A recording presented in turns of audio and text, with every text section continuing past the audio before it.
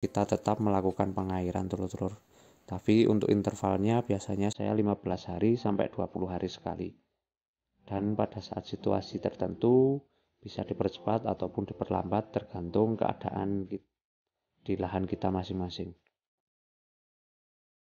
Terus yang kedua adalah manajemen nutrisi atau pemupukan telur-telur. Ini juga harus kita lakukan. Tujuan pemupukan sendiri sangat penting untuk tumbuhan ya, telur-telur terutama pada buah jeruk. Nah, ada beberapa hal. Yang pertama adalah pemupukan kohe atau pupuk kandang telur. Biasanya setahun 2 kali ataupun minimal setahun sekali. Untuk ladang harus tetap kita lakukan pemupukan kotoran hewan, bisa menggunakan kotoran kambing ataupun sapi, tapi lebih baik yang sudah difermentasi telur-telur ya, atau juga bisa menggunakan petroganik telur-telur. Nah, biasanya dilakukan di awal musim hujan dan di akhir musim hujan. Nah, itu sangat penting untuk menjaga keadaan lahan kita supaya mikroorganisme tanah masih tetap terjaga. Yang sedikit saya garis bawahi telur-telur, untuk pupuk kandungan fosfat dan juga kalium sebelum dicerna oleh tumbuhan, dia harus diekstrak oleh organisme sebelum menjadi nutrisi bagi tanaman. Jadi ini sangat penting telur-telur ya.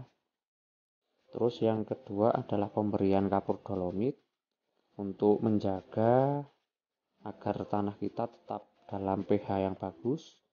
Biasanya dilakukan pada saat musim hujan ataupun menjelang musim hujan telur-telur. pH tanah yang bagus terutama untuk jeruk ya telur-telur itu meningkatkan persebaran unsur hara atau nutrisi tanaman terserap dengan sangat baik untuk tumbuhan jeruk. Kadang-kadang kan kita sering berpikir kenapa setiap pupuk kok tidak kelihatan pertumbuhannya, ya mungkin salah satu faktor pendukungnya yaitu pH yang drop sehingga pada saat penyerapan unsur haranya tidak terserap dengan maksimal. Dan yang terakhir pupuk kimia atau pupuk sintetis, biasanya kisarannya saya pribadi 1,5 sampai 2 bulan sekali telur-telur ya. Untuk pupuk sendiri karena sudah berbunga atau berjenjang, biasanya saya menggunakan NPK majemuk, ZA, SP36 atau yang mengandung fosfat, dan pupuk cantik yang mengandung nitrogen. Biasanya saya pakai ketika musim kemarau telur.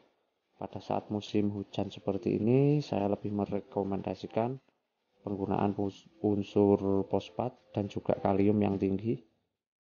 Nah, karena harga pupuk mahal, jadi kita bisa menyesuaikan telur-telur. Asal untuk tidak telat pada saat pemupukan. Nah, ini buahnya agar kualitas buah, rasa tetap terjaga telur-telur. Dan untuk pemberian nutrisi lewat spray, saya lebih mengutamakan ke unsur hara mikronya telur-telur ya.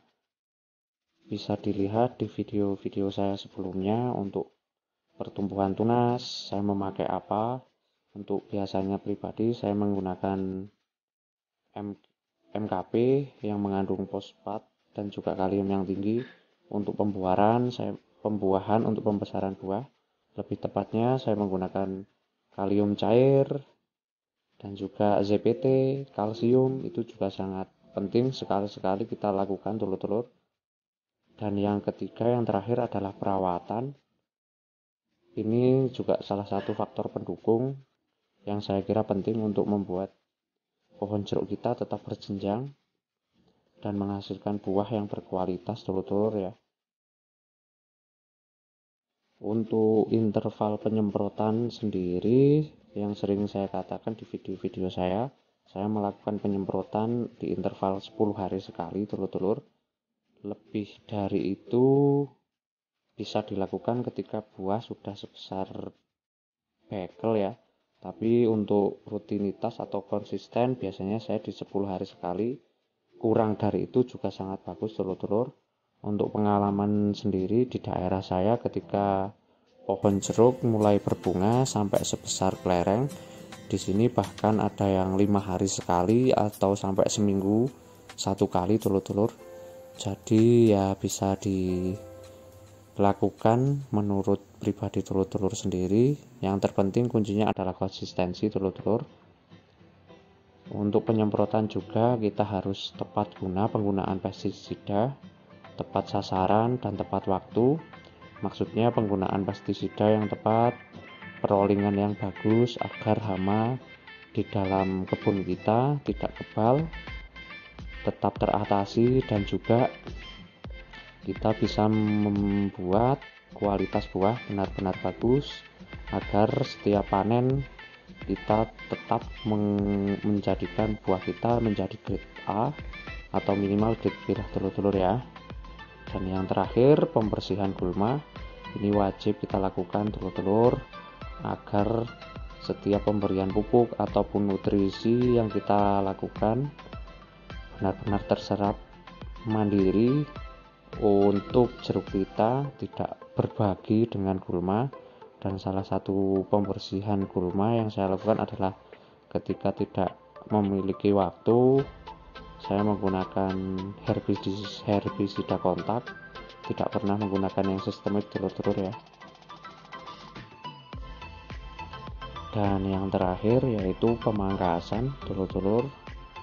Pemangkasan nanti akan saya buatkan videonya lebih lengkap, karena fungsi pemangkasan sendiri atau tujuan pemangkasan ada dua. Pada saat tanaman jeruk masih dalam fase vegetatif, dan juga pada saat fase generatif. Dan kebetulan untuk jeruk saya ini sudah waktunya melakukan pemangkasan. Jadi mungkin setelah video ini kalau sempat, insya Allah akan saya buatkan video pemangkasannya telur-telur. Itu tadi telur-telur 3 faktor penunjang untuk buah berjenjang. Yang pertama, sistem pengairan, manajemen nutrisi, dan juga perawatan. Nanti bisa ditambahkan telur-telur, kalau dalam video ini ada kekurangannya silahkan ditambahkan, kita sama-sama belajar. Tapi itu adalah menurut pengalaman saya pribadi telur-telur. Nah, dan alhamdulillah untuk punya saya sendiri dalam 1 tahun kemarin, mulai bulan 4 sampai 12 Desember sendiri, sudah tembus keluar sekitar 7 ton telur-telur dengan interval pengambilan atau pementikan saya rata-ratakan di 17 hari sekali telur-telur. Tidak banyak untuk panennya, tapi benar-benar berkelanjutan. Untuk mulai panen kemarin di usia 2,5 tahun telur-telur, dan bulan 1 ini pas 3 tahun. Alhamdulillah, semoga ini bisa menjadi ilmu baru bagi saya dan bermanfaat bagi telur-telur sekalian. Kurang lebihnya saya mohon maaf. Tetap amanah telur-telur, dan selalu ingat bahwa petani adalah profesi yang sangat mulia. Wassalamualaikum warahmatullahi wabarakatuh. Salam sukses untuk seluruh telur-telur semua.